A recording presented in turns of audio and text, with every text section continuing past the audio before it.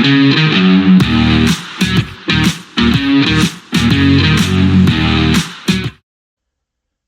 welcome back to the Supercoach Nuff channel.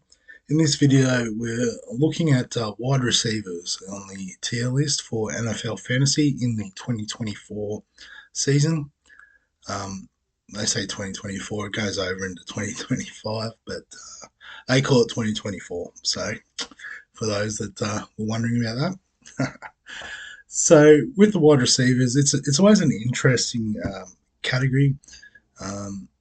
Some players will say, getting the elite wide receivers is the key to success in fantasy. And in particularly last year, there was a big push for a overall number one wide receiver. Didn't quite work out because he got injured. But it was just one of those things where it can happen.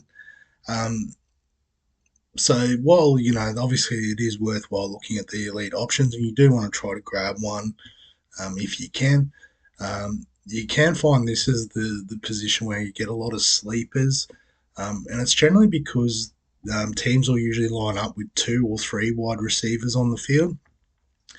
Whereas if we look at the other positions, there's obviously only one quarterback, generally only one tight end. If there's more than one tight end, they're usually just blocking rather than receiving passes. And usually only one running back. You don't have 2 running backs at the same time, unless one's sort of acting as a decoy pass catcher, some more elaborate type scheme. So outside of that, you usually have 2 or 3 wide receivers. And so for that reason, there's a lot more options to choose from. If I just do a quick scroll down here, you can see all the options they've given us. I think they've covered at least 2 wide receivers from every team, and there'll be 3 from some. So I have added 1 extra tier in, but this will very quickly fill up. But we'll get stuck in. What we might do is try and load the tiers up and then just sort of flip them around.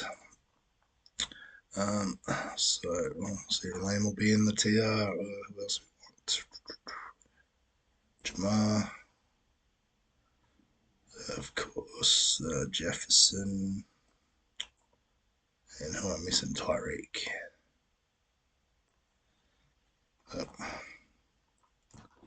So yeah, got to come from deep. So I'll just push these guys up, and we'll probably shuffle them around a bit. So I think most people would probably have these guys as their top 6, and then it comes down to order. It seems like the consensus is that CeeDee Lamb is number 1, and I guess if we look at the sort of key traits we look for in an elite wide receiver, obviously you've got the elite ability, which he does have. The volume, so basically how often the quarterback targets a particular wide receiver. And he is, far and away the number 1 wide receiver on the Cowboys team. And the quality of the quarterback themselves. So Dak Prescott is a very good passing quarterback. So, you add up those combination of things, the fact the quarterback's quite good, that he will pass the ball to CeeDee Lamb a lot, and then CeeDee Lamb is very good with the ball in hand, is what I guess a lot of people have come to the consensus of. He is the one we want to target this year. Most people would probably have Tyreek Hill at number 2. I guess the one limiting factor he has is there is a bit of competition for volume at Miami, with Jalen Waddle also being a very good wide receiver. And then the sort of running back tag team of Achane and Mostert, obviously taking away passing touches with them running the ball. So, but Tyreek, has elite speed and elite ability. Last year they started basically creating plays for Hill where he'd move in motion, so he'd be running before the play even started. And with his elite sort of speed, basically once he got going, they couldn't catch him. So it's like a cheat code. So I think if you can get Tyreek Hill, you can get him in. I know a couple of years ago I got these guys both at a discount in an auction draft and was super happy with that 1-2 punch of wide receiver. As I said, generally not something I aim for, but they were going so cheap. I just had to snavel them both, and they absolutely killed it. And number three, I'm going to put Justin Jefferson in. Probably, people have him a little bit lower, but I guess if he had the quarterback, he would be number one. He was last year. A lot of people were touting him as the number one wide receiver, number one overall, just with his elite ability, and Kirk Cousins being a pretty decent quarterback that could feed him. He does have a rookie quarterback this year. McCarthy, I think, is lined up to be the quarterback there. Excuse me. But yeah, all the other pieces are there. So as long as he can stay fit and healthy, a lot of people did draft him number one last year, and then he unfortunately got injured and missed a lot of the season.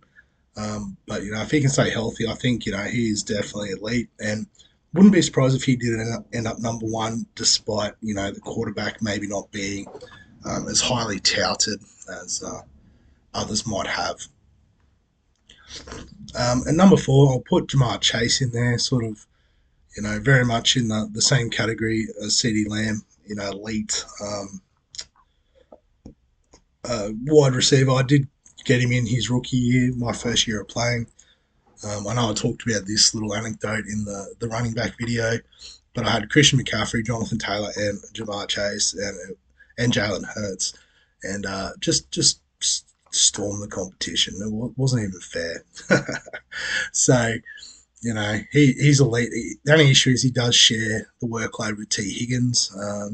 Tyler Boyd has moved on, so it might be interesting to see if that means Ja'Marr Chase gets a little bit more percentage of the volume. But, elite quarterback with Joe Burrow, elite ability. So happy to have him in the elite tier. And then the other two I might leave in that order. So A.J. Brown, a lot of competition at Philadelphia, but, fantastic offense. And, he just has that ability to do the business. I just need to double check my notes there. Yep. And Amon-Ra St. Brown, pretty much copy and paste. Probably doesn't have the elite competition, but doesn't make the big plays as much as these other guys. So, he has high volume, plays on a very good offense with, high volume. Decent quarterback in Jared Goff. He's a passing quarterback, but just lacks the sort of explosiveness. But the volume and sort of target share he gets means that he is in the elite tier. So after that, we're looking at running wide receiver ones, generally on good teams. But it's just sort of a question of can they, become elite. So again, because it's so far away, I'll just have to throw them up on the list and we'll drag them around. So Garrett Wilson, get up there.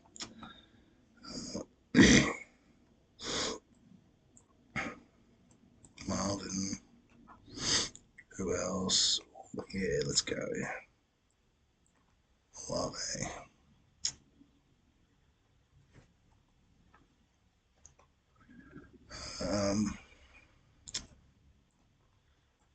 Maybe just those five. The rest I'll go a bit lower, I think. So I'll probably push Garrett Wilson up into number 7 overall.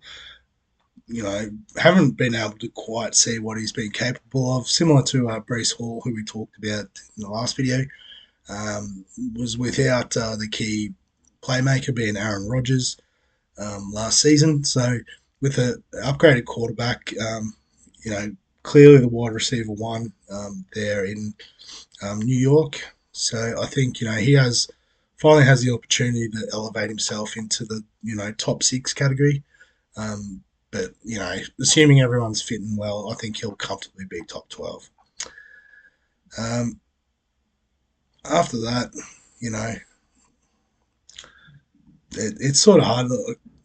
I think maybe even you could almost go like that, and then these guys would almost be on the level. So I guess a lot of people would fancy Puka Nacua, given his breakout last season. But with Cooper Kupp back, who I might actually throw into this category because I think, it's going to be one of these guys. I just don't really know who. But they'll probably take a bit of possession away from each other. But I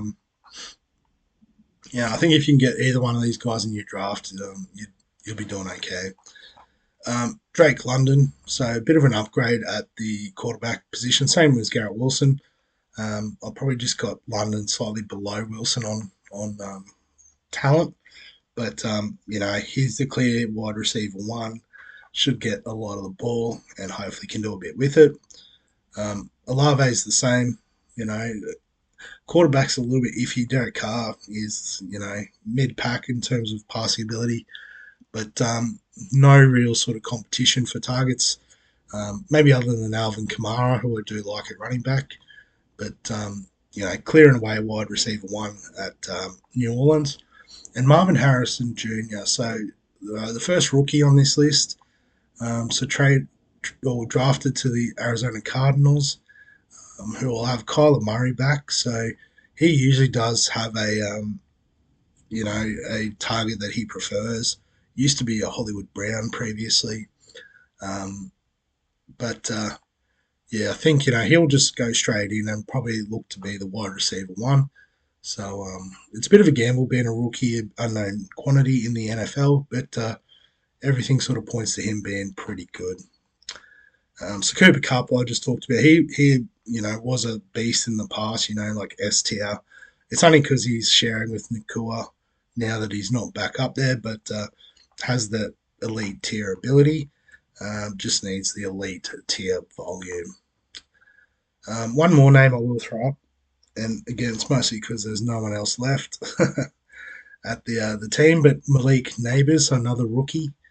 The New York Giants, so probably a lower quality of quarterback than at the Cardinals with Daniel Jones.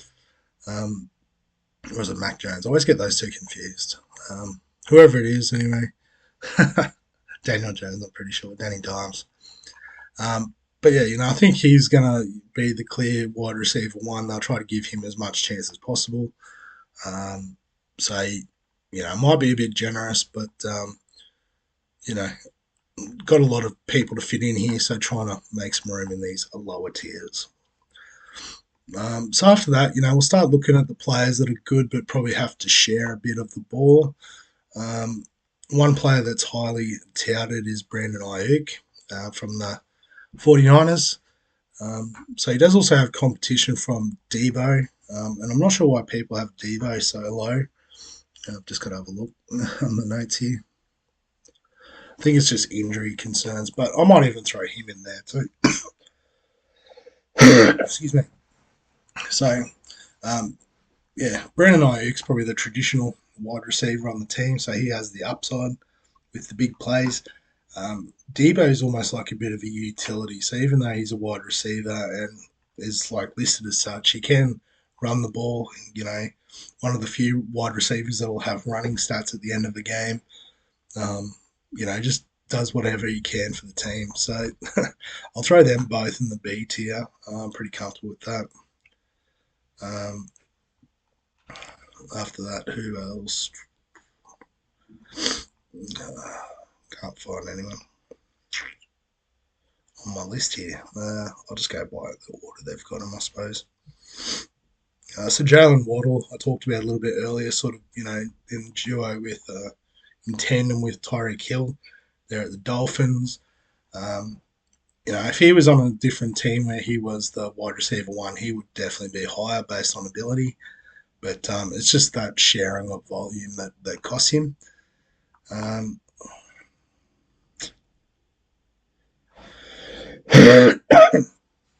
Excuse me. I'll go Mike Evans as well. Just a super consistent guy at Tampa Bay. Just seems to always be in around the top 12. Unfashionable, but usually can get him at a good price in drafts.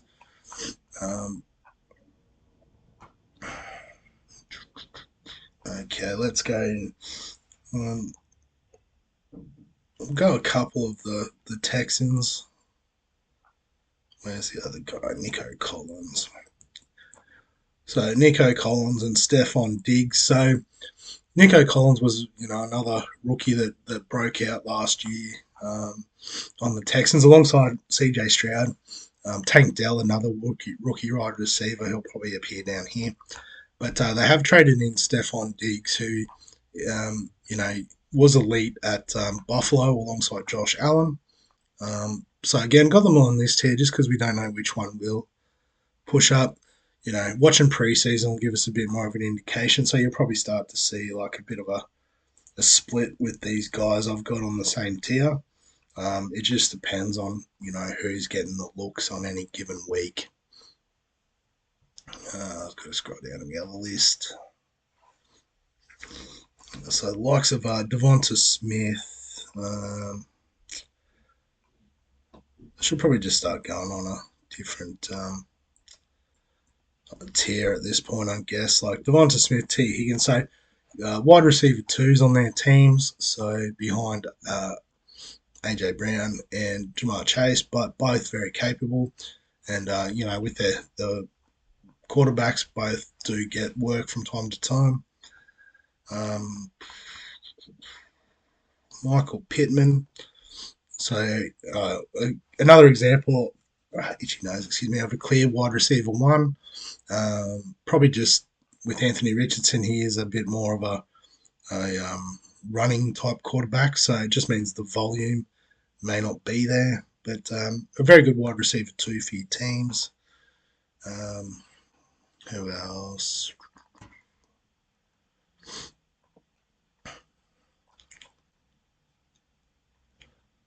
I might just start trying to pick out the wide receiver ones. Might be good. So Murray Cooper at Cleveland is a solid wide receiver. I'm just trying to think who the quarterback is there.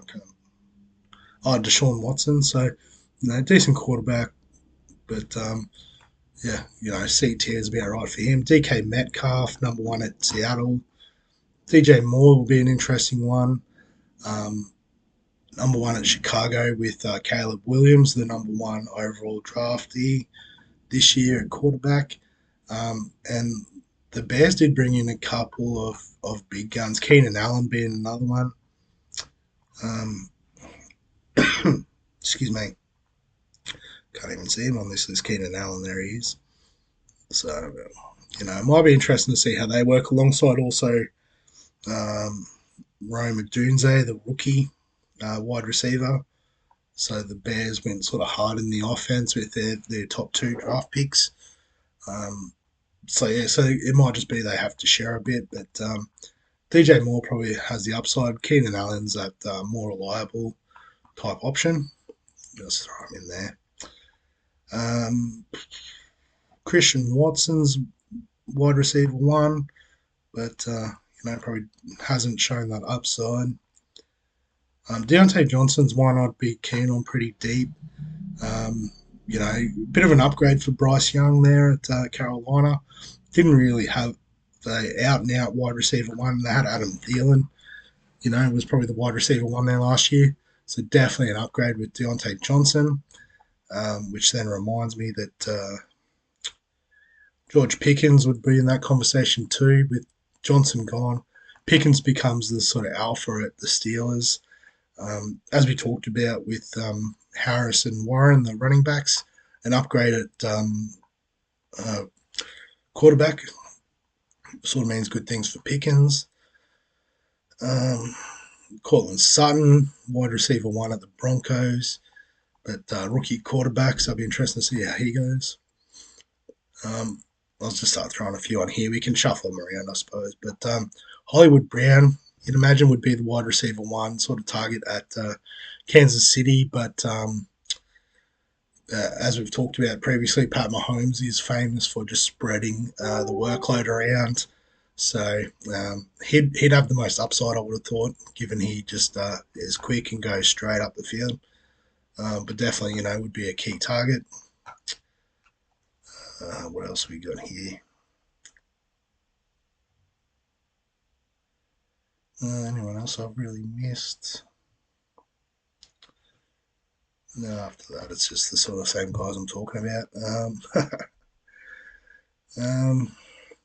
Gabe Davis would probably sneak into this tier, moving to to Jacksonville. He could end up being wide receiver one.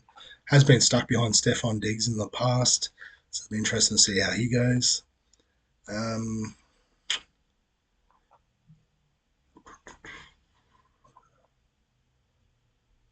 Jameson Williams would be wide receiver two, rather, behind Amon-Ra St. Brown there at the Lions, so it could be worth a bit of value.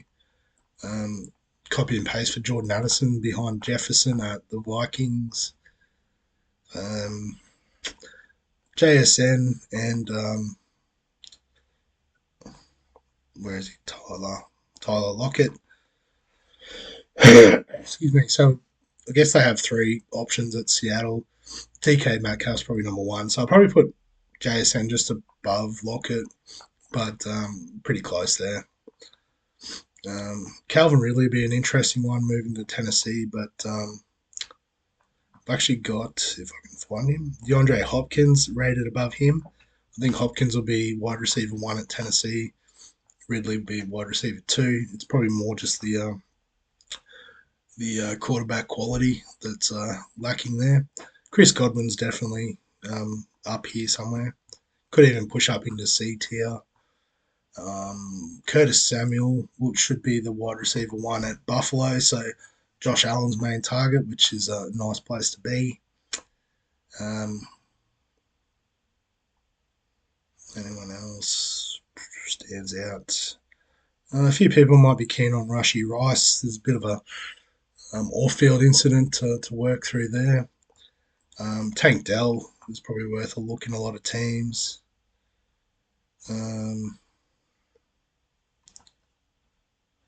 Zay Flowers, probably at Baltimore's one I've skipped over. Get him. He could even sort of push up into here. Might even move Sutton down. Might, don't know which one. Maybe push Keenan Allen down a row too. And then after that, a lot of these guys are wide receiver twos and threes on their team. So, if there's injuries and stuff, they could potentially find their way into our teams. But yeah, maybe a couple of the rookies like Xavier Worthy, Xavier Legette, could be a chance of doing something. Not too sure after that. A lot of people like Terry McLaurin as a solid pick. I should give him a little shout out, but he's definitely last resort. I think Demario Douglas is wide receiver one at the Giants. No, sorry, the Patriots. But that's not saying too much. Oh, Devontae Adams I've missed. So on ability, probably up here, but given the lower quality sort of quarterback play, probably about there. I'll probably miss someone. It's always hard with wide receivers. And as you can see, at this point, I'm just sort of throwing darts at the board. So I think generally, if you can get one of these elite guys, that's great. If you can get one of the sort of next tier or two down, that's great. After that, it's all much of a muchness, if I'm being honest. Like, C, D, E. They all have advantages and disadvantages. So it's just basically you grab whoever you want at that point. So in terms of drafting, that's why I generally prioritize trying to get running back, quarterback, and then whatever wide receivers fall my way. So I guess that's the wide receivers tier list. As always, if you've got any questions, comments, thoughts, feel free to add them below this video. Also below this video, you'll see the link for the league. So if you haven't already signed up, jump on. Draft is on September the 2nd. You can auto draft as well. Sometimes that ends up going better than actually trying to draft a team because it's not as biased. So yeah, you're more than welcome to join in with that and have a bit of fun this season. Aside from that, give us a like if you enjoy the NFL content. Subscribe for all the fantasy sports content on the channel, and we'll catch you in the next one.